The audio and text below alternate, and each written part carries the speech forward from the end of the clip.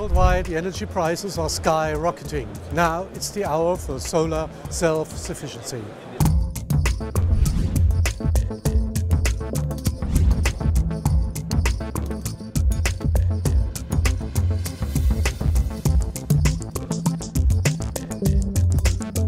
Here we are at your booth. It's from the beginning, it's full, it's crowded, everybody wants to know about Fenecon storages. But first of all, congratulations, you got the award of the Smarter Europe yesterday for outstanding products for a very interesting energy storage system. What does it for? What is it for and what can it do?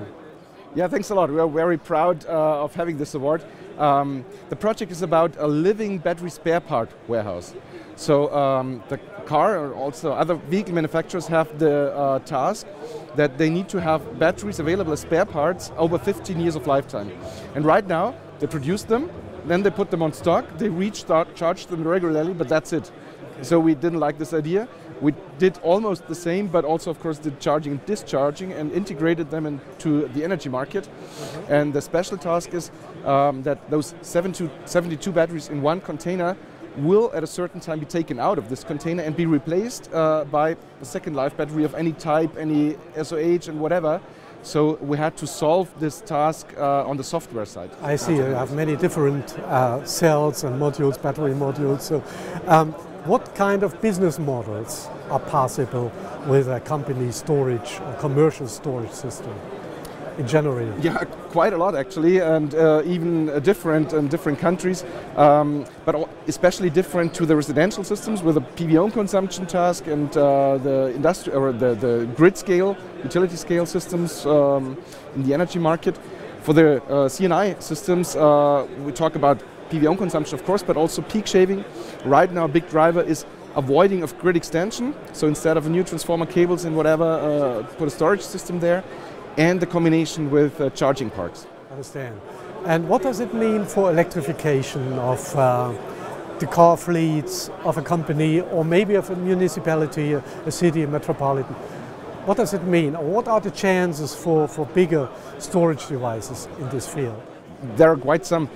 We see that many people think about this from right now into the future, but I think we have to change the view from the future, because in 10-15 years all these cars, even the trucks, will be electrified.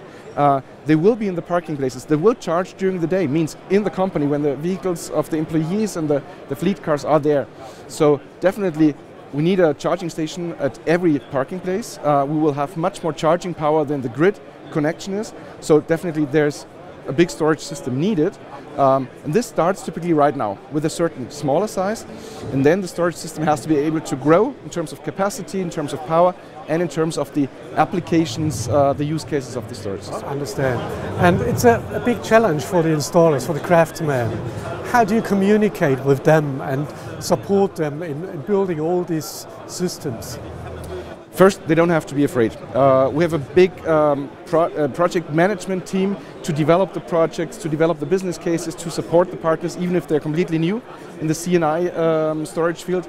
And then, of course, we have to make our products as easy as possible. Plug and play in terms of hardware and in terms of the applications, which are, as in an app store for the smartphone, just activated and it's running as you like it, and you can change the app configuration and settings anytime. In the commercial sector, prices are very sensitive. Is it a need to buy the system or can one rent it? Yeah, on the one hand you could buy systems with second life batteries, then of course lower costs, but we also see that especially the second life batteries are a big chance in combination with rental storage systems. In the C&I area we don't have those 20-year business cases which are clear, overviewable. But maybe just for 3 years, 5 years, or just a few months.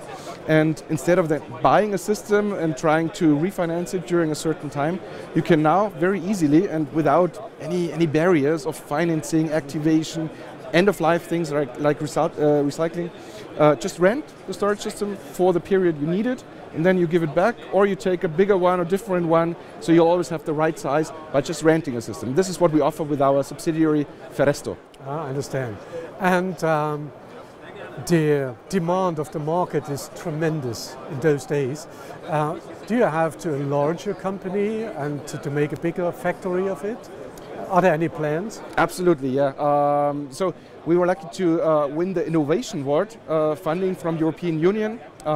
So they support us now to build up a big factory, which goes especially in between the automotive industry, with the vehicle batteries being available, and the energy market, which of course needs a lot of storage systems and batteries. And we transfer these batteries from the vehicles into storage systems so that they are easily and at low cost usable in the energy market. Mm-hmm. So thank you very much for this nice and interesting conversation. Wish you good luck and sunny business. Yeah. Thanks a lot. Thank you.